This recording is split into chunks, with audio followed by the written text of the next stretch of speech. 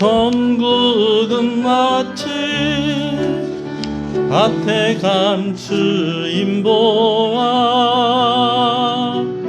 땅속에 묻힌 아무도 모르는 보석. 천국은 마치 밭에 감추인 보화, 땅속에 묻힌 아무도 모르는 보석이라네.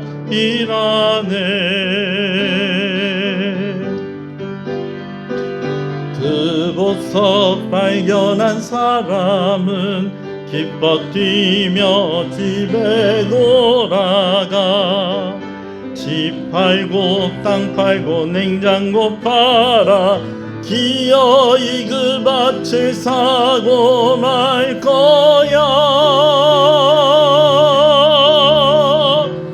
천국은 마치 밭에 감추인 보화,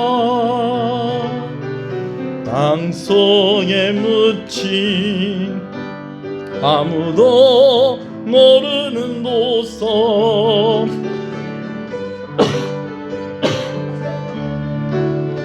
밭에 감추인 보화, 땅속에 묻힌 아무도 모르는 보석이라네. 우리 한 번 더 찬양합니다. 천국은 마치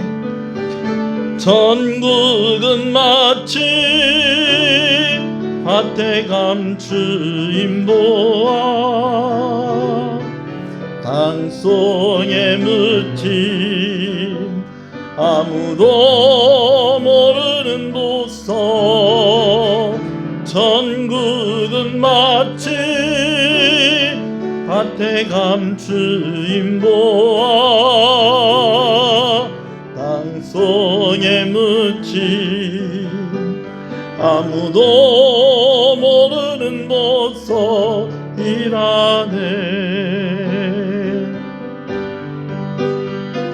그 보석 발견한 사람은 기뻐 뛰며 집에 들어가 집 팔고 땅 팔고 냉장고 팔아 기어이 그 밭을 사고 말 거야. 천국은 마치 밭에 감추인 보화, 땅속에 묻힌 아무도 모르는 보석.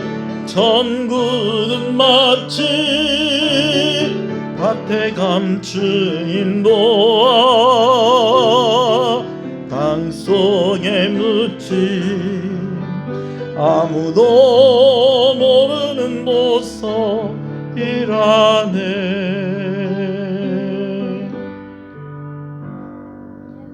신앙을 고백하시겠습니다.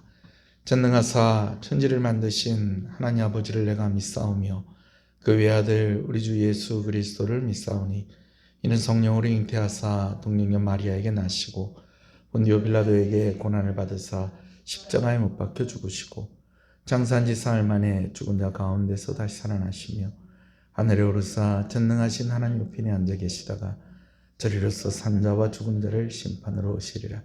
성령을 믿사오며 거룩한 공예와 성도가 서로 교통하는 것과 죄를 사해 주시는 것과 몸이 다시 사는 것과 영원히 사는 것을 믿사옵나이다. 아멘. 하나님의 은혜를 감사합니다. 3일 저녁 주님 앞에 나와 은혜를 구합니다. 우리의 죄를 용서하시고 주의 말씀을 통하여 우리가 힘을 얻고 기도의 제목을 가지게 하시고 우리가 기도하는 기도의 여러 제목들에 응답받는 귀한 시간 되게 하여 주시옵소서. 시종을 주님께 의지하며 예수님 이름으로 기도합니다. 아멘. 할렐루야. 한번 앞뒤 옆 사람 인사하시겠습니다. 잘 오셨습니다. 잘 되고 있습니다. 더 잘 됩니다. 갈수록 잘 됩니다.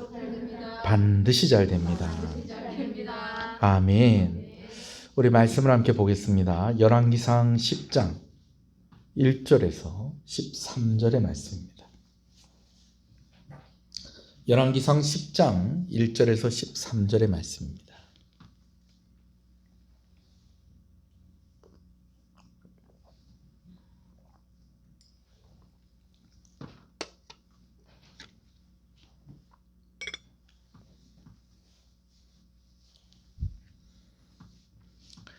열왕기상 10장 1절에서 13절 말씀 함께 읽습니다. 스바의 여왕이 여호와의 이름으로 말미암은 솔로몬의 명성을 듣고 와서 어려운 문제로 그를 시험하고자 하여 예루살렘에 이르니 수행하는 자가 심히 많고 향품과 심히 많은 금과 보석을 낙타에 실었더라. 그가 솔로몬에게 나와 자기 마음에 있는 것을 다 말하매 솔로몬이 그가 묻는 말에 다 대답하였으니 왕이 알지 못하여 대답하지 못한 것이 하나도 없었더라. 스바의 여왕이 솔로몬의 모든 지혜와 그 건축한 왕궁과 그 상의 식물과 그의 신하들의 좌석과 그의 시종들이 시립한 것과 그들의 관복과 술관원들과 여호와의 성전에 올라가는 층계를 보고 크게 감동되어 왕께 말하되 내가 내 나라에서 당신의 행위와 당신의 지혜에 대하여 들은 소문이 사실이로다. 내가 그 말을 믿지 아니하였더니 이제 나와서 친히 본즉 내게 말한 것은 절반도 못되니 당신의 지혜와 복이 내게 들은 소문보다 더하도다.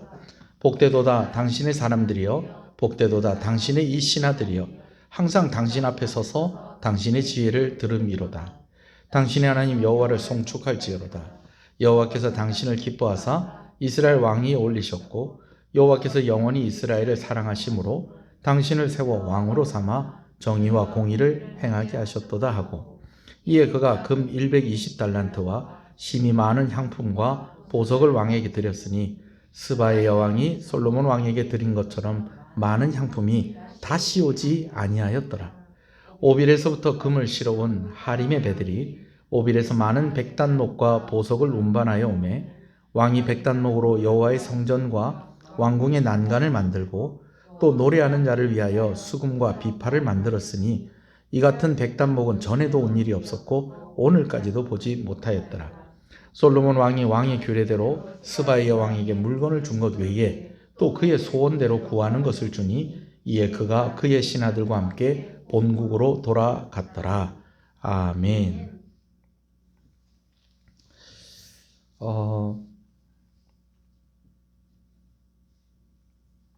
요즘은 공중파 TV가 24시간 방송을 하죠. 근데 옛날에는 TV를 틀어도 TV가 안 나올 때가 있었습니다. 방송이 안 나올 때가 있었어요. 공중파 방송이 보통 한 오후 6시쯤부터 12시 땡 할 때까지, 그때까지 방송이 되었고, 나중에 올림픽 할 때쯤, 그때부터는 이제 오전 방송도 이제 하기 시작을 했었습니다. 그러다 그것도 한 11시나 12시 되면 이제 방송을 그만했다가 나중에 또 오후가 되면 오후 한 4시쯤 돼서 이제 다시 방송이 재개가 되고 그랬죠. 그래서 옛날에 무슨 얘기를 많이 했냐면, TV를 오랫동안 보는 사람들한테 뭐라고 했냐면, 네 애국가 나올 때까지 테레비 보재, 이런 이야기를 했었어요. 왜냐면 방송 끝나고 나는데 마지막에 뭐가 나오냐면 애국가가 나오는 거예요. 그러다가 이제 또 새벽에 한 6시쯤 되면 그때 이제 또 방송을 시작할 때에 뭐가 나오냐면 애국가가 나옵니다. 그때 애국가 볼 때마다 저는 조금 좀 반가운 그 화면을 볼 수 있었던 것이, 꼭 애국가에 뭐가 나오냐면 해금강에 가면은, 거제도 해금강에 보면 사자바위라고 있거든요. 그 사자바위가 나오고요. 또 한산도 제승당 가는데 보면은 거북선 모양으로 만든 등대가 있어요. 거북등대라고 하는데, 그 거북등대가 통영에만 나오는 게 아니고 전국의 애국가가 나올 때마다 이 우리 동네에 있는 이 두 가지 그림이, 사진이 이렇게 짠하고 나오는 걸 보면서 뭔가 좀 뿌듯하고 좀 그런 걸 느낄 때가 있었어요. 근데 이제 이 애국가를 하기 전에는 뭐가 있었느냐, 방송을 하기 전에 화면 조정 시간입니다 하면서 글씨가 써져 있으면서 동그랗게 돼서 뭐 이렇게 여러 가지 색깔과 막 이렇게 해가지고 그걸 가지고 이제 테레비 색깔을 이렇게 맞추라고 하는 그런 시간이 있었는데, 제 기억에 그거 보고 화면을 조정하는 사람들은 뭐 한 번도 본 적은 없었고, 요즘 뭐 TV로는 이해가 안 되겠지만 옛날에 브라운관 TV는 가끔 그런 게 있었어요. 화면이 올라갔다가 내려갔다가 올라갔다 내려갔다 이런 게 있었는데, 그거 맞춘다고 이렇게 하는 그런 적은 있었던 것 같아요. 그런데 화면 조정 시간에 나오는 음악 중에 이런 게 있었어요. 따라라라라라라라라 따라라라라 따라라라라라, 폴모리 악단이라는 그 악단에서 연주하는 경음악인데요. 이 음악이 무슨 음악이냐면 시바의 여왕이라는 음악이에요. 오늘 우리가 성경에 스바의 여왕에 대해서 우리가 보게 되어지는데요. 바로 그 시바의 여왕이 오늘 본문에 있는 스바의 여왕입니다. 그래서 이 여인이 전설에 의하면, 전해오는 이야기에 하면은 솔로몬과 사랑에 빠졌다라고 그렇게 해서 이제 그 이런 노래를 거기에 영감을 받아서 노래를 작곡한 노래인데, 이 세계적으로 유명한 노래가 돼가지고 언제 나왔다는 거예요? 화면 조정 시간에. 예. 따라라라라라라 하면서 막 이렇게 나왔던 그런 때가 있었는데, 이걸 기억하고 있다면 옛날 사람입니다. 영화도 있었어요. 좀 솔로몬과 시바의 여왕에 대해서 좀 여러 영화가 나오지 않았을까 싶은데 의외로 없더라고요. 제일 잘 알려진 영화는 1959년에 만들어진 솔로몬과 시바의 여왕이라는 제목을 가진 영화인데, 놀랍게도요, 참 세상이 좋아요. 유튜브로 검색을 하면요, 자막으로 이렇게 나와 있는 그 영화를 볼 수가 있습니다. 우리가 저 왕과 나라는 영화에서 왕으로 나왔던 이 머리를 빡빡 깎았던 율브리너가 그때는 머리숱이 많았어요. 솔로몬 역할로 나오고, 그 다음에 그 롤로 브리지단가 뭐 하여튼 뭐 지나 롤로 브리지단가 뭐 하여튼 이 분이 이태리 여자 배우인데요.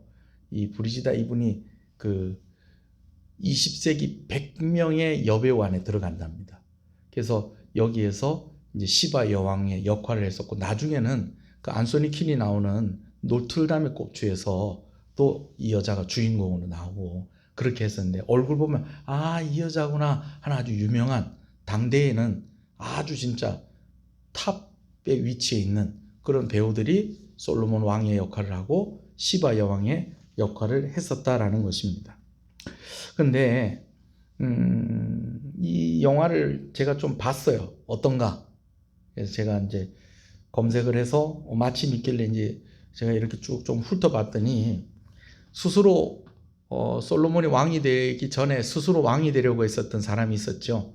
다윗의 넷째 아들인 아도니아가 계속 쭉 살아있고요. 그 영화 속에서는요, 쭉 계속 살아있고요.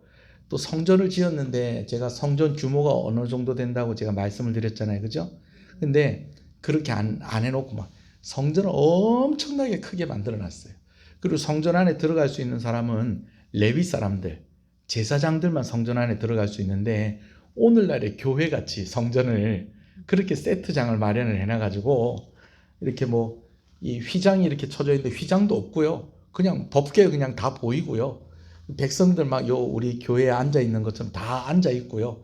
이야기를 막 뒤죽박죽 다 섞어놨더라고요. 아마 우리 교회 성도들이 그 영화를 보면 성경과 다른 부분을 한 100가지는 찾지 않을까. 예. 근데 뭐 나름 메시지는 있어요. 네, 나름 메시지는 있어요. 그리고 이제 또 오늘 본문에서 언급되어지는, 우리가 조금 이따 읽을 본문의 내용과 또 좀 언급되어지는 여러 가지 좀 소품들, 그런 것들도 나오기 때문에 한번 재미로는 한번 좀 볼 수도 있겠다는 생각이 듭니다. 옛날에는 순진해서 성경을 배경으로 한 영화가 이렇게 나오면은, 특히 또 유명한 배우들이 딱 주인공을 해서 나오면은 성경 그대로 영화를 만들었는 줄 알았어요. 근데 그게 아니에요. 제가 방금 전에 말씀드린 이 솔로몬과 시바의 여왕은 정말 성경하고 다른 부분을 100가지도 찾을 수 있을 것 같아요. 그런데도 또 나름 메시지가 있다는 것이 또 좀 신기합니다. 자, 여기까지는 서론이고요. 여튼 좀 그런 것들, 시바의 여왕에 대해서 우리가 알 수 있는 그런 자료들이 사실은 성경에는 오늘 우리가 읽은 그게 다예요. 그게 다고, 신약 성경에 보면 예수님께서 이 스바의 여왕에 대해서 잠깐 언급한 부분이 있습니다. 그것도 나중에 제가 나누게 될 거예요. 다른 것들은 다 무엇이다? 다 그냥 전해오는 이야기, 동화책 속에서, 영화 속에서, 또 뭐 소설 속에서 전해오는 그런 이야기들로 우리가 지식을 가지고 있다는 것입니다. 제가 왜 이런 이야기를 하냐면요, 우리가 성경을 좀 많이 읽었으면 좋겠고요, 자세히 읽었으면 좋겠어요. 할렐루야. 그래요. 자, 오늘 본문의 내용을 좀 살펴보려고 합니다. 오늘 왜 제가 솔로몬과 시바의 여왕 이야기를 하냐면요, 다윗에 대한 기록을 보면, 사무엘 하서에 보면 다윗이 쭉 하나님 앞에 신실하게 살다가 갑자기 그의 신앙이 탁 꺾여지면서 내리막길을 가게 되어지는 그런 계기가 되어지는 장이 있습니다. 그게 사무엘 하서 11장입니다. 이 11장이 어떤 사건이냐면, 밧세바, 목욕하는 밧세바를 보고 이 밧세바와 이제 간음을 하게 되어지는 그런 다윗의 이야기가 나오죠. 근데 재밌는 것은요, 솔로몬의 이야기도 그렇다는 거예요. 쭉 잘 나가다가 열왕기상 11장부터 솔로몬의 신앙적인 모습이나 여러 가지 모습들이 내리막길을 가기 시작을 해요.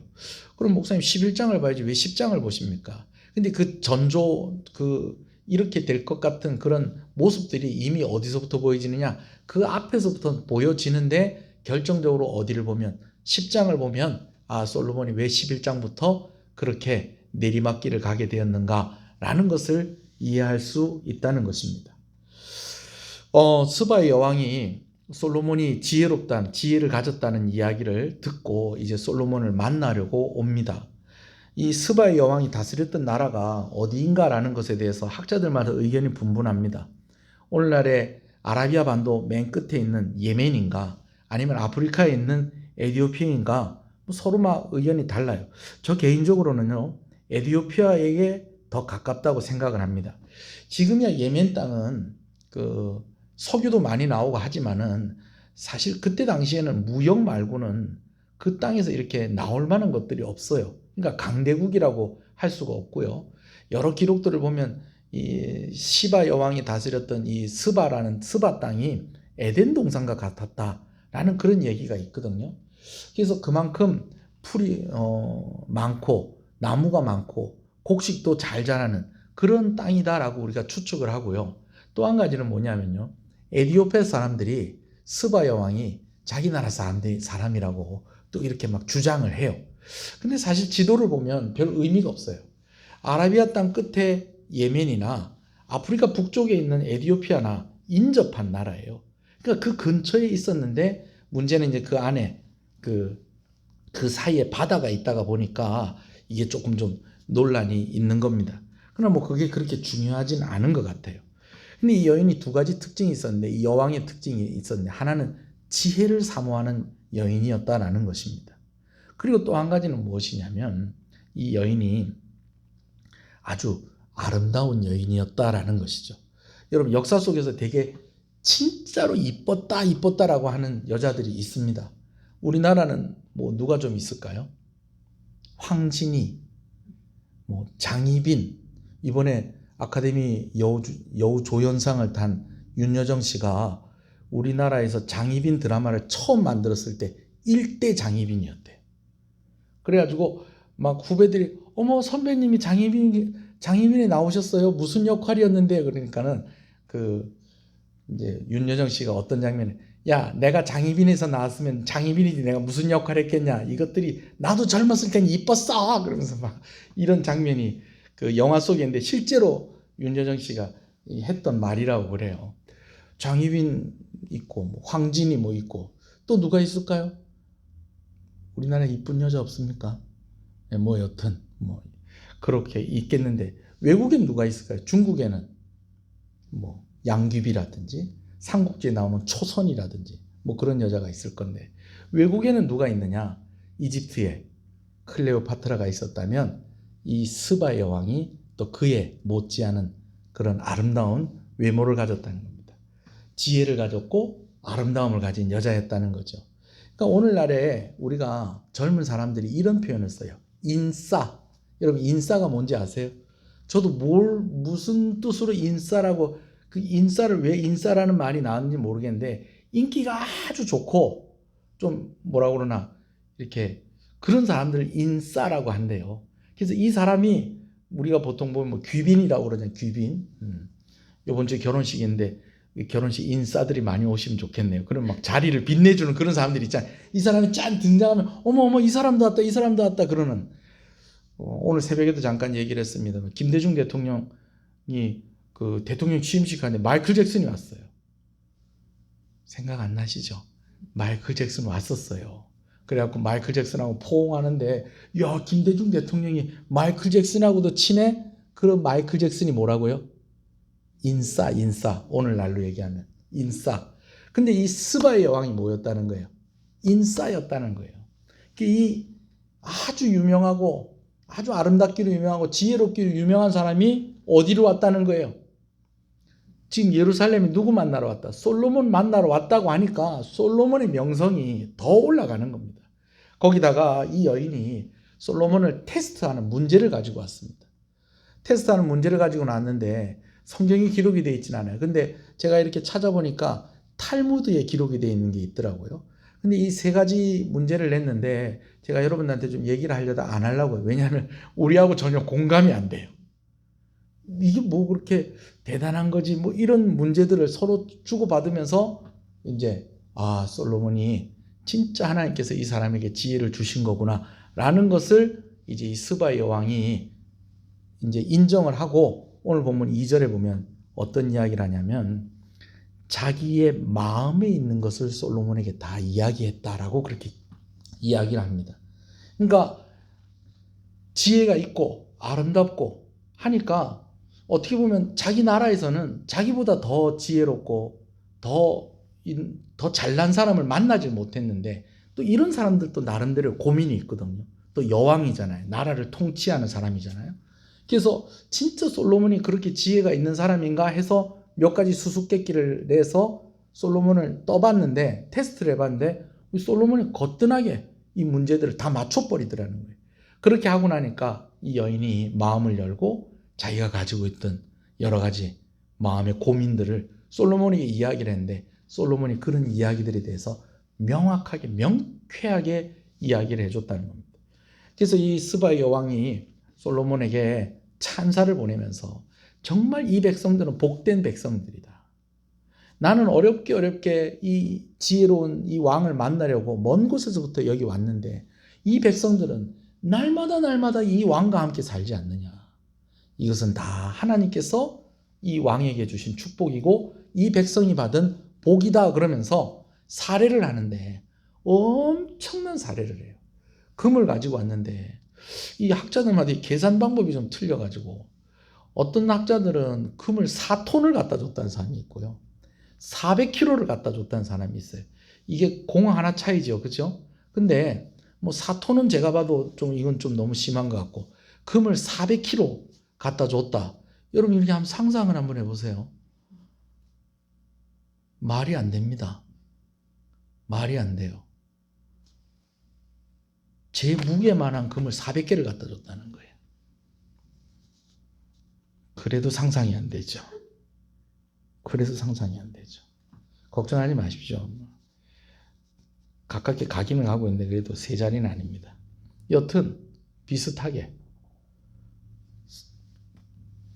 제 무게 정도 되는 금을 400개를 갖다 줬다는 거예요. 엄청난 솔로몬의 지혜에 그만큼 감동을 했다는 거죠. 그래서 솔로몬도 스바 여왕에게 이제 답례를 하는 그러한 장면이 오늘 우리가 읽은 그런 내용입니다. 자, 그런데 뭐 나중에 이제 뭐 그런 얘기들도 있어요. 이 시바 여왕이 솔로몬과 사랑에 빠져가지고 솔로몬의 아이를 가졌다는 거예요. 그래가지고 그 자국에 가서 이제 아이를 낳았는데 그 후손들이 아까 제가 얘기한, 우리는 시바 여왕의 후손이고 솔로몬의 후손이다라고 주장을 하는 사람이 어디 산다는 거예요? 에티오피아에 산다는 거예요. 예. 그렇고요. 근데 우리가 진짜로 봐야 될 부분은 이 여왕을 주목해야 될 이유가 있어요. 예수님께서 시바의 여왕을 언급을 하셨었다는 것입니다. 우리가 요즘 마태복음 말씀을 계속 보고 있는데 마태복음 12장 42절에 예수님께서 이런 말씀을 하셨어요. 심판 때에 남방 여왕이 일어나 이 세대 사람을 정죄하리니 이는 그가 솔로몬의 지혜로운 말을 들으려고 땅 끝에서 왔음이거니와 솔로몬보다 더 큰 이가 여기 있느니라. 지혜를 사모해서 예수님의 표현으로 하면 땅 끝이라고 불릴 만큼 먼 곳에서부터 이 여인이 왔다는 거예요. 그런데 예수님을 곁에 두고도 바리새인들은 예수님 말씀을 들으려고 하는 것이 아니라 또 다른 이적 보여주세요 그러면서 예수님을 트집 잡고 예수님을 자꾸 괴롭히는 그런 모습만을 보이는 것에 대해서 예수님이 안타까운 마음으로 이야기를 하시는 것입니다. 여러분, 오늘 이 말씀은 우리가 들어야 될 말씀이기도 합니다. 지혜를 사모하시는 여러분 되시길 소원합니다. 은혜를 사모하시는 여러분 되시기를 소원합니다. 오늘날에도 복음이 들어가지 않은 나라, 복음을 들어보지 못한 그 사람들이 얼마나 많이 있는지 모릅니다. 그런 것에 비해서 우리는 은혜 받을 기회가 얼마나 가까이 있습니까? 우리가 복음을 듣는 것이 얼마나 쉬운 일이었습니까? 그런데 그렇지 못한 사람에 비해서 그래서 우리가 받은 은혜가 크다라는 것입니다. 여러분, 오늘 이 영상을 보시는 여러분들 주님의 이름으로 축복합니다. 또 수요일 예배 오시는 분들도 주님의 이름으로 축복합니다. 주중에 이렇게 교회 한 번 더 오는 거 이거 쉬운 일 아닙니다. 그러나 은혜를 사모할 수 있는 이 기회가 우리에게는 다른 어떤 사람들보다도 훨씬 더 수월하다는 거예요. 그래서 예수님께서 그 바리새인들에게 솔로몬보다 더 크니, 그 누굴 말하는 거예요? 예수님이잖아요. 예수님이 여기 있음에도 불구하고 그 예수님을 알아보지 못하고 예수님의 말씀을 들으려고 하지 않고 은혜를 구하지 않고 지혜를 구하지 않는 그들의 어리석음을 지적했던 것처럼 오늘 우리가 그런 지적을 받으면 안 되겠다라는 것입니다. 할렐루야. 자, 스바의 여왕이 이렇게 솔로몬의 지혜를 확인했습니다. 그러고 나서 이 나라를 둘러보니 이게 대단한 거예요. 이 나라가 부족한 게 없는 거예요. 이 왕이 정말 지혜로 이 나라를 다스리는데 정말 자기도 나름대로 자기 나라에 대한 자부심이 있었는데 이 예루살렘에 와서 보니까 자기 나라는 너무 진짜 부족하고 연약한 나라인 거예요. 그러면서 감탄을 하고 막 솔로몬에게 막 찬사를 보내고 그런 모습들을 보입니다. 여러분, 솔로몬이 왜 이런 나라를 이룰 수 있었던 것일까요? 하나님께서 약속을 지키신 것이었습니다. 일천번제를 드릴 때에 내가 너에게 무엇을 해줄 거라고 꿈에 나타나서 물으셨던 하나님께서 지혜를 구한 솔로몬에게 네가 지혜를 구하는 것이 내가 너무 기쁘다. 네가 지혜를 구했는데 이 지혜를 구했기 때문에 네가 구하지 않은 것까지도 내가 다 너에게 주겠다라고 약속하신 그 약속을 하나님께서 신실하게 지켰기 때문에 솔로몬이 이런 나라를 이룰 수 있었던 것이죠. 여러분, 하나님 신실하신 하나님이신 것을 믿으시는 여러분 되시기를 소원합니다. 자, 이렇게 하나님께서 신실하게 약속을 이루셨는데 그럼 그에 비해서 솔로몬은 어떤 모습으로 살고 있었을까요? 물론 성전을 지었죠. 7년 동안의 대공사였습니다. 정말 온 힘을 다해서 헌신했습니다. 솔로몬이 잘한 부분들도 있었어요. 그런데 오늘 이 말씀을 보면서 솔로몬이 점점점 변해가고 있다. 솔로몬의 신앙이 점점점 내리막길을 가고 있다라는 여러 가지 증거들을 우리가 보게 되어진다라는 것입니다. 하나님께서 솔로몬에게 신실하게 이렇게 약속을 하신 것은 백성들을 잘 다스리라고 이 약속을 하나님께서 신실하게 이행을 하신 겁니다. 성경에서 다스린다는 말에는요, 원어에 어떤 뜻이 있냐면 섬긴다라는 뜻이 있어요. 그러니까 왕이 백성을 다스린다라는 것은 왕이 백성을 어떻게 한다는 거예요? 잘 섬긴다는 거예요.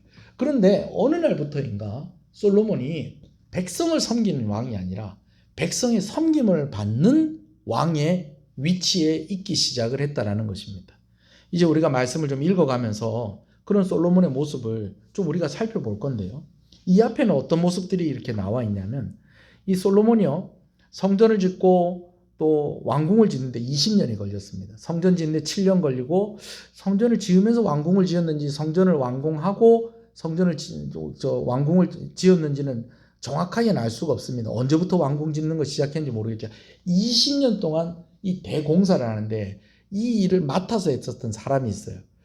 아버지 다윗 때부터 친밀한 관계를 갖고 있었던 두로왕 시돈이라는 사람입니다. 근데 이 공사를 다 마치고 난 뒤에 솔로몬이 이 사람에게 뭐 해야 되겠어요? 사례를 해야 될 거 아니에요. 사례를 해야 되는데 어떤 사례를 하냐면 성읍을 20개를 줍니다.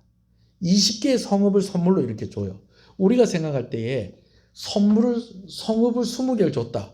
더군다나 뭐 요즘 뭐 부동산 막 이렇게 뛰고 있는 요즘 같은 때에 성 20개 줬다 그러면 뭐 이거보다 더 큰 선물이 어디 있겠나 싶은데요. 이 두로왕 시돈이 이 선물을 받고 마음이 섭섭한 거예요. 왜 섭섭하냐면 이 땅이 쓸데가 없는 땅이에요. 쓸모가 없는 땅인 거예요. 그래서 그가 이름을 붙이기를 이 땅은 쓸모없는 땅이다 라고 하면서 대놓고 이 섭섭함을 표현을 합니다. 여러분, 그런데 솔로몬이요, 돈이 없어서 능력이 없어서 두로왕 시돈에게 이렇게 한 게 아니라는 거예요. 힘이 없고 능력이 없어서 이랬으면 할 말이 없죠. 그래도 참 최선을 다해서 성의를 표했다라고 이야기할 수 있는데, 이 두로왕 시돈의 마음이 섭섭한 것은 솔로몬은 이 말고도 수많은 영토를 가지고 있어 성을 가지고 있었고 수많은 금을 가지고 있었는데 어떻게 내가 그 아버지 때부터 이 친밀한 관계를 가지고 정말 20년 동안 이 사람을 도왔는데 겨우 쓸모없는, 진짜 말이 성이지 가면은 뭐 사람도 안 살고 맨날 전쟁만 해서 그냥 뭐 주인이 맨날 바뀌는 그런 땅, 오히려 가지고 있으면 이 땅을 지키는데 더 힘이 드는, 이 능력이 소모가 되어지는 이런 땅을 나에게 줬는가 하는 그런 원망을 듣는 왕이 되었다라는 것입니다. 근데 두로왕 시돈에게만 불만이 있는 것이 아니었어요.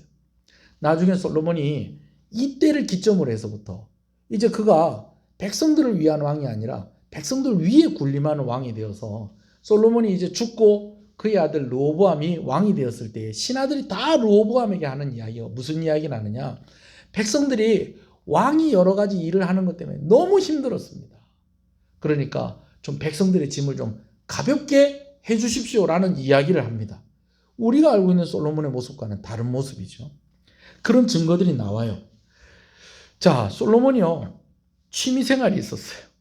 방패 만드는 게 취미생활이었다는 거예요. 제가 취미생활이라고 표현해서 좀 우스운데요. 뭐 했냐면요, 솔로몬이 계속 금이 들어오는 거예요. 자기한테 금이 계속 들어오는 거예요. 금이 계속 들어오니까 이거를 어떻게 처치를 못하니까 이 금이 들어오는 거 갖고 뭘 만들기 시작해요?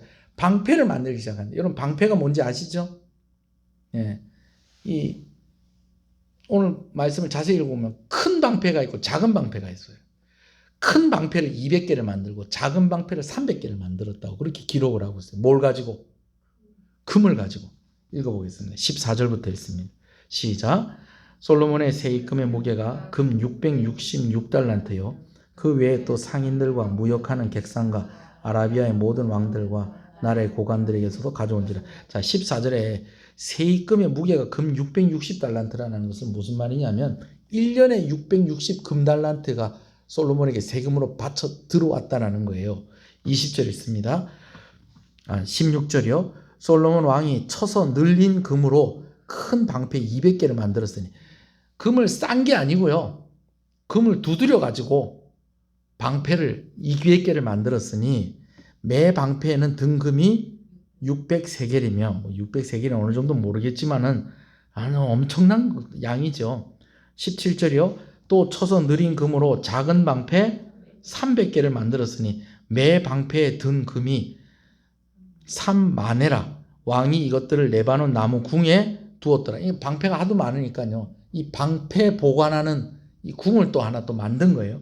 거기 두고요, 왕이 또 상아로 큰 보좌를 만들고 정금으로 입혔으니, 보좌를 만들어 가지고 어마어마하게 만든 거예요. 의자를 상아로 만들었다. 그리고 거기다 또 금을 입혔어요. 거기다가 올라올 때 계단이 6개가 있는데 6칸마다 금사자를 또 갖다 놔요. 예. 금사자를 탁 갖다 놓고 정말 금칠을 하는 거예요. 금칠을. 자, 또 읽어볼게요. 19절입니다. 시작.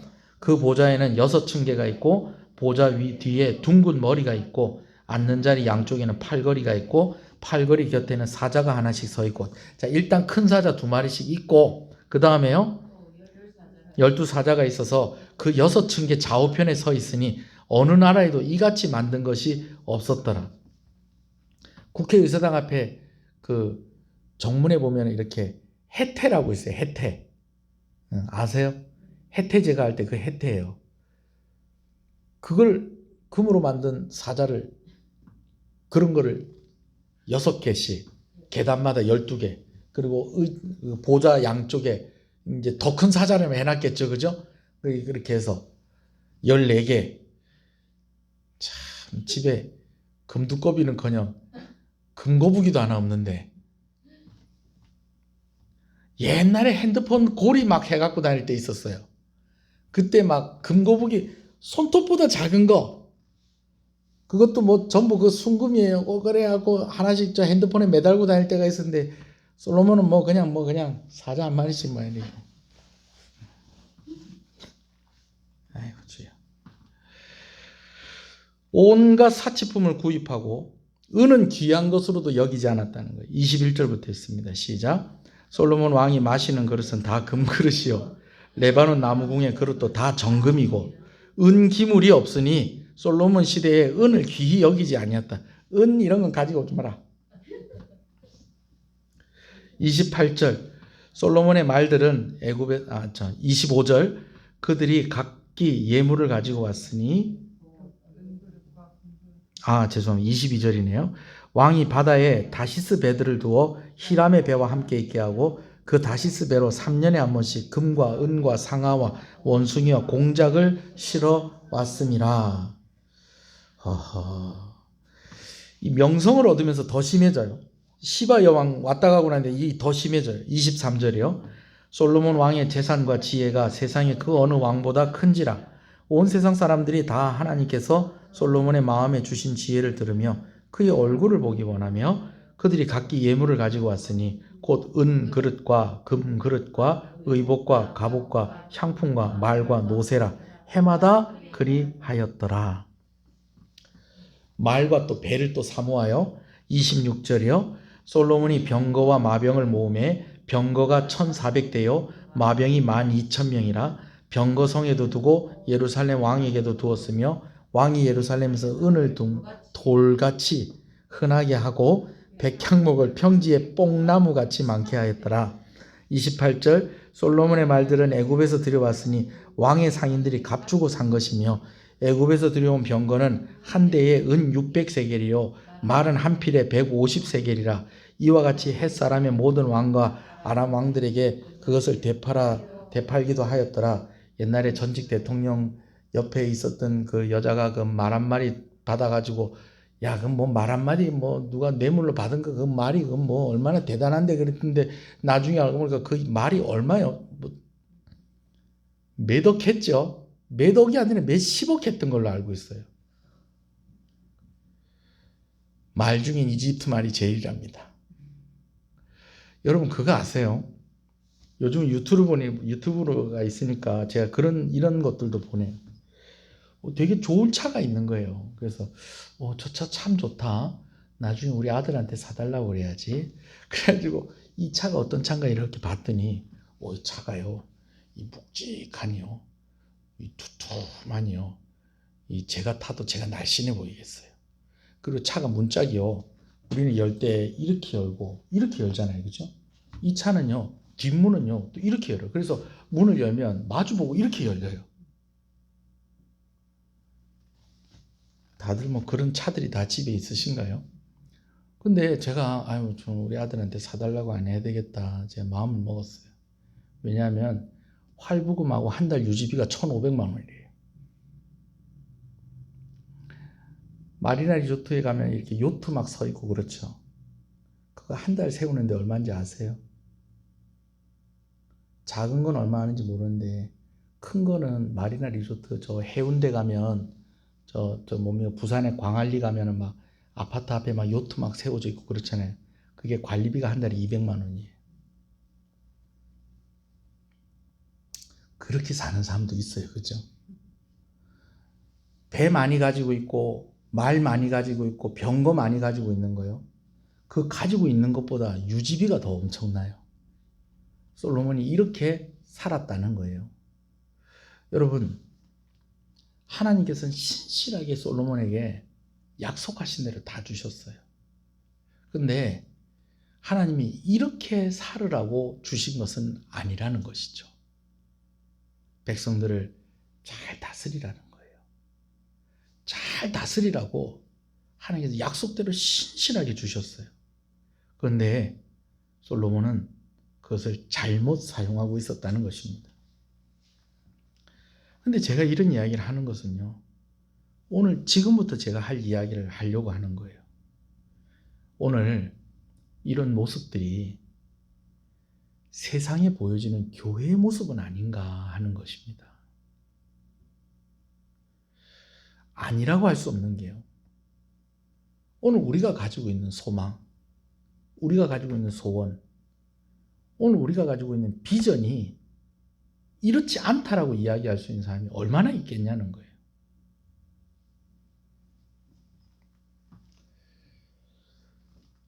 입당 예배를 드린 지가 8년 됐더라고요. 우리 교회 벌써 그렇게 됐더라고요. 페이스북에 보니까 8년 전 사진입니다 그러면서 입당 예배 때 오신 분들하고 같이 사진 찍었던 그 사진이 딱 있더라고요. 그때 목사님들도 다 젊으셨더라고요. 예배당 지을 때 그래도 뭔가 좀 자료가 좀 있어야 될 거 아니에요. 그래서 예배당 짓는 것에 대해서 서점에서 교회 건축에 관한 책들은 제가 다 이렇게 웬만하면 다 사서 모았어. 이걸 보면서 우리 교회를 어떻게 지어야 될까. 물론 설계하시는 분한테 그냥 맡길 수도 있지만 물론 교회를 다니시는 분들도 있겠지만 그래도 이왕 교회를 지을 때는 우리 교회가 쓸 수 있기에 좋게 이렇게 하고, 또 이분이 뭘 얘기를 하면 뭐 자재가 뭐가 들어오고 공정이 뭐가 되고 이렇게 하는 것에 대해서 제가 사전 지식이 있어야지 더 효과적으로 할 거 아니에요. 그래 여러 책들을 이렇게 하는데 보니까 막 뭐 예배당 사진들이 이제 거기 많이 나오는데, 한 번은 또 창원에서 또 그런 것도 있어요. 교회 건축 박람회. 마침 우리 교회 지을 때 짓기 전에 교회 건축 박람회를 해서 제가 아내하고 또 일부러 또 가봤어요. 교회 건축 박람회를 한다길래 갔더니 막 책자를 주고 또 교회 모형도 만들어 놓고 뭐 이렇게 막 했더라고요. 근데 제가 거기 가서요, 아무하고도 상담을 안 하고 왔어요. 왜 그러냐면요, 그분들한테 얘기해봐야 우리 교회는 거들떠보지도 않겠더라고요. 예배당 규모가 얼마나 크고 막 제가 이렇게 되게 탐나는 게 하나 있어가지고 뭐였냐면, 우린 지금 빔 프로젝트를 이렇게 보고 있는데 이거를 LED로 LED 화면이 있더라고요. 그래서 LED 화면이 지금은 가격이 많이 다운이 됐어요. 근데 우리 교회 요만한 거 하나 있으면 되겠다 해서 물어봤어요. 이거 얼마예요? 그랬더니 2억 달라고 그러더라고요. 예, 알겠습니다. 왔어요. 갈라 하니까 목사님이십니까? 예. 뭐 교회 건축하실 뭐 계획 있으십니까? 예, 우리 이제 예배당 건축하려 합니다. 그러세요. 그럼 제가 책자 드릴게 좀 가져가 보세요. 그래서 책자를 이렇게 줬는데 집에서 이렇게 보는데 마음이 어려워지더라고요. 은혜가 안 되더라고요. 왜 제가 은혜가 안 됐을까요?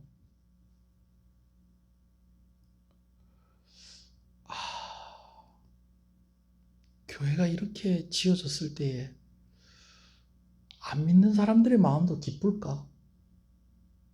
제 마음에 좀 그런 마음이 들었어요.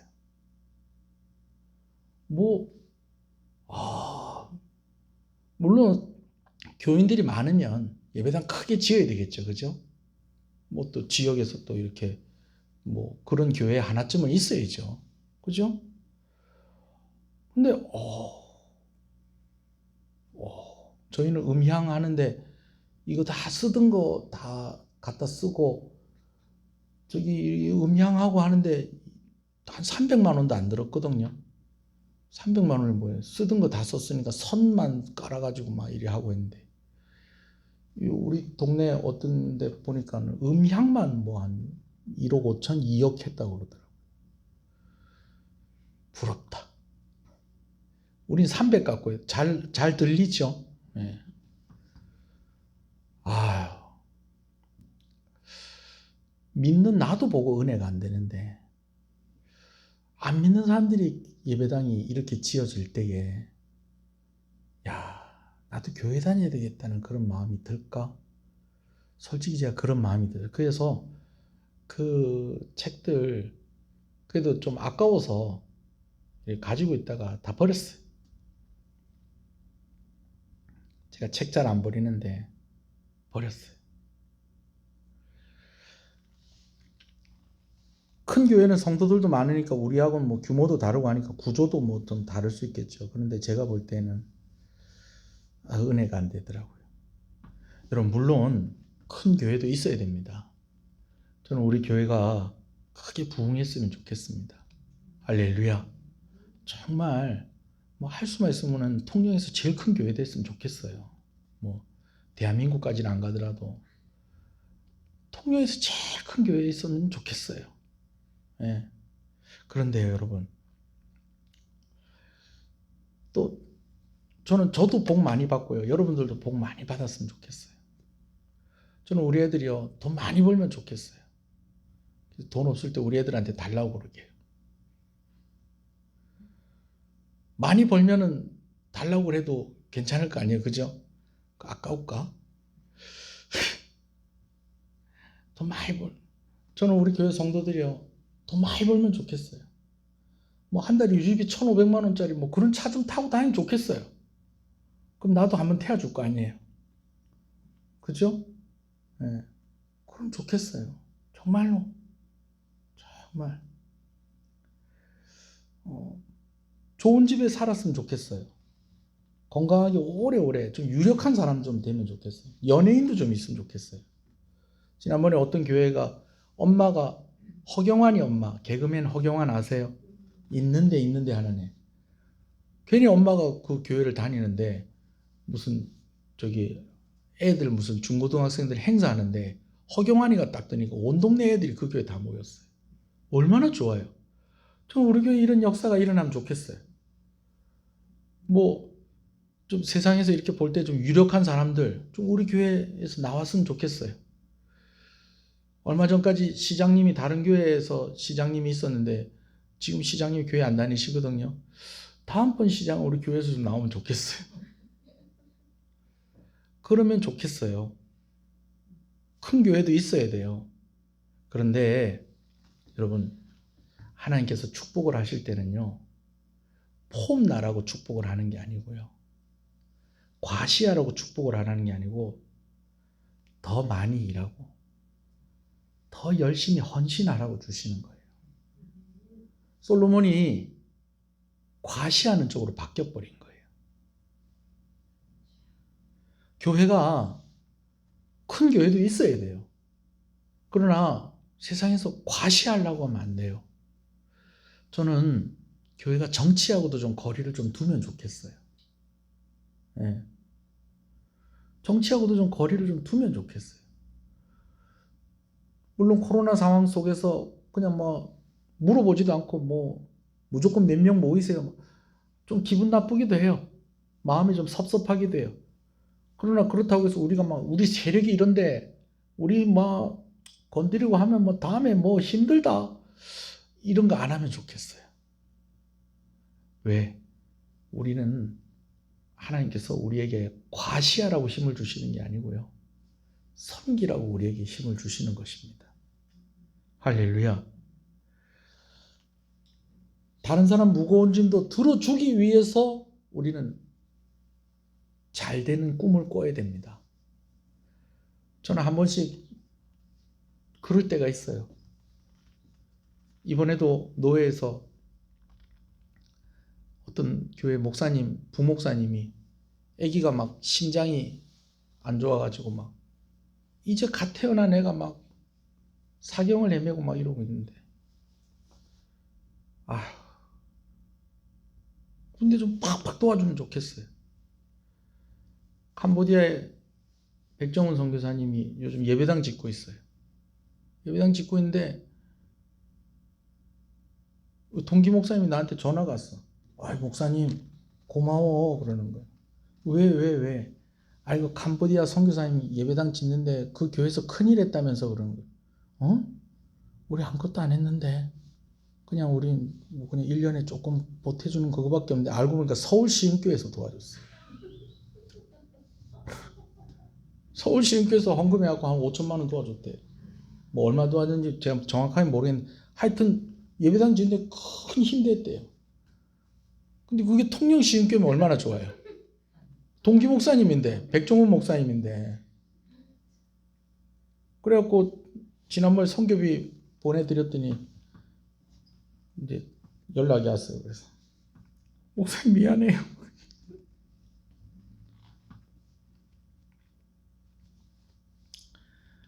좀 신학생들 장학금도 좀 팍팍 좀 주고 얼마나 좋아요. 어려운 교회들 좀 돕고 우리 집만 막 지고 막 낑낑거리는 게 아니라 다른 사람 짐도 좀 져줄 수 있는 그런 교회가 되면 얼마나 좋겠어요. 그거 가지고 생색 내고 과시하고 이러자는 게 아니고요. 예. 우리 교회 옥상에 방방 있는데 그거 얼마짜리인지 아세요? 300만 원짜리예요. 우리 동기 목사님이 해줬어요. 볼 때마다 고마워요. 근데 그 목사님 목회하는 거 보면 야 하나님께서 은혜 주실 만하다. 우리 교회도 그렇게 됐으면 좋겠어요. 우리 성도들도 그러면 좋겠어요. 어느 목사님 말 맞다나 뭐 우리 교회에 그런 분이 있는 건 아니지만 정말 우리 성도들 막 너무 막 힘들어서 막 그냥 막 이런 건 나는 못 보겠다고. 저도 마찬가지예요. 여러분 그래서요 오늘 우리가 가져야 될 마음이 있어요. 하나님은 신실하신 하나님이십니다. 약속대로 이루십니다. 기도에 응답하시는 하나님이십니다. 우리를 축복하시는 하나님이십니다. 그 신실하신 하나님께 우리가 보여드려야 할 신실함이 있다는 거예요. 두 가지만 얘기할게요. 하나는요, 바른 꿈을 꾸는 거예요. 바른 꿈을 꾸는 거. 뭐 무조건 부자가 돼서 제가 또 얘기를 하다 보니까 또 그쪽으로만 얘기를 했는데 그거 말고도 할 게 얼마나 많아요. 우리에게 모범이 되신 예수님, 그 예수님을 닮아가는 그 꿈을 가지는 게 저는 첫 번째라고 생각해요. 무조건 작은 교회, 무조건 소박한 삶을 이야기하는 것이 아닙니다. 가지고 있는 것이 사용되지 않으면 그건 결국 과시가 됩니다. 받은 것을 잘 사용하는 사람에게 하나님이 더 많이 주신다는 것을 달란트 비유를 통해서도 우리에게 보여주셨어요. 저는 저와 여러분들이 우리 교회가 그렇게 사용되어지기를 소원합니다. 우리의 믿음이 종교가 되지 않아야 돼요. 두 번째로요. 하나님 이만큼 했으니까 이만큼 주십시오가 아니고요. 종교는 그렇거든요. 내가 공덕을 쌓았으니까 공덕을 쌓은 만큼 나한테 보상을 해 주십시오. 이게 다른 종교를 가진 사람들의 논리예요. 그럼 우리는 그거하고는 달라야 돼요. 하나님, 갚아도 하나님 은혜를 갚을 수가 없습니다. 그러니까 하나님 나를 받으세요. 나를 받아주세요. 이 마음으로 우리가 살아야 하는 것입니다. 솔로몬의 이런 아쉬운 모습이 오늘 우리 자신을 좀 돌이켜보고 또 우리가 바른 길로 자리를 잡는 그런 귀한 지혜로 삼게 되어지기를 주님의 이름으로 축복합니다. 한번 기도하겠습니다. 하나님 감사합니다. 오늘 말씀을 이렇게 보면서 우리의 가슴이 먹먹해지는 것을 느낍니다. 하나님은 신실하게 그 약속대로 솔로몬에게 복을 부어주시고 하나님께서 이루시겠다는 것들을 다 이루어 주셨습니다. 근데 그 솔로몬이 그것을 가지고 잘 사용하여서 하나님을 섬기고 백성을 섬기는 데 사용하지 않고 그가 과시하기 시작하고 그의 욕심을 채우기 시작하고 그가 섬김을 받는 자리에 있는 그런 모습을 봅니다. 그런데 이러한 모습들이 혹 오늘 한국교회의 모습은 아닌 것인지 두려운 마음이 있고 오늘 또 우리 교회의 모습, 오늘 우리들의 모습은 아닌지 두려운 마음을 가집니다. 이런 마음을 가질 수밖에 없는 것은 오늘 우리가 소원하는 것들을 가만히 생각해 보면 결국 내가 솔로몬과 같이 되려고 하는 것이 아닌가 하는 그런 결론을 가지게 되기 때문에 그렇습니다.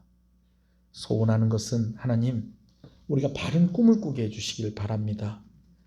무엇보다도 예수님 닮아가는 것이 우리 인생의 첫 번째 목적이 되게 하여 주시옵소서. 무조건 작은 교회, 무조건 소박한 삶이 아니라 정말 하나님께 제대로 쓰임받는 성도들이 되게 하여 주시고 축복받는 성도들 되게 하여 주시옵소서. 우리의 믿음이 종교가 되지 않게 해주십시오. 내가 이만큼 했으니까 이만큼 주세요가 아니라 하나님, 이미 받은 은혜가 너무 많은데 이거를 갚아도 갚을 수 없으니 하나님 나를 받아주십시오라는 이 고백으로 살아가는 우리 성도들이 되게 하여 주시옵소서. 하나님, 우리 성도들 다른 이들을 도울 수 있을 만큼 물질에 풍성한 은혜가 있는 축복을 받는 우리 성도들 되게 하시고 각 가정이 되게 하여 주시옵소서. 일터와 사업터와 아버지는 직장 가운데 은혜를 주셔서 인정받게 하시고 우리 성도들을 통하여서 하나님께서 그곳이 더욱더 풍성해지게 하시고 힘을 얻게 하시고 그래서 우리 성도들 때문에 먹고 사는 사람들이 많아지게 하여 주시옵소서. 질병으로 인하여서 우리가 참 많이 힘든 시간을 지나고 하고 있습니다. 코로나19로부터 우리 성도들 지켜주시고 그 외에 다른 질병으로부터도 하나님께서 치료하여 주셔서 자유케 하여 주시옵소서. 건강하게 주의 사명 감당하게 하여 주시옵소서. 시험 기간 중에 있는 우리 자녀들을 기억하여 주시옵시고 특별히 이번 주간 또 귀한 새로운 가정을 또 탄생하게 하시는 것을 감사합니다. 우리 귀한 권사님 마음 가운데 하나님께서 힘 주시고 위로하여 주시고 아버지는 귀한 아들이 이제 새 가정을 꾸릴 때 이 가정을 통해서 하나님이 영광을 받아 주시옵소서. 모든 과정들 속에 하나님께서 간섭하시고 은혜 주시고 또 그곳에 모여서 함께 축하할 때에도 그곳이 안전하게 하시고 하나님의 은혜로 예수 그리스도의 보혈로 덮여지게 하여 주시옵소서. 하나님, 우리 성도들 특별히 교회를 위해서 헌신하는 여러 성도들을 주께서 기억하여 주시옵시고 아버지 하나님 이 나라를 기억하여 주시고 선교사님들에게 은혜를 더하여 주시옵소서. 이 지역에 있는 교회들과 함께 자라가며 부흥하게 하여 주시옵소서. 예수님 이름으로 기도합니다. 아멘. 지금은 우리 주 예수 그리스도의 은혜와 하나님 아버지의 사랑하심과 성령님의 감화 감동 위로 교통 충만하시는 역사가 이제로부터 영원토록 함께 있을지어다. 아멘.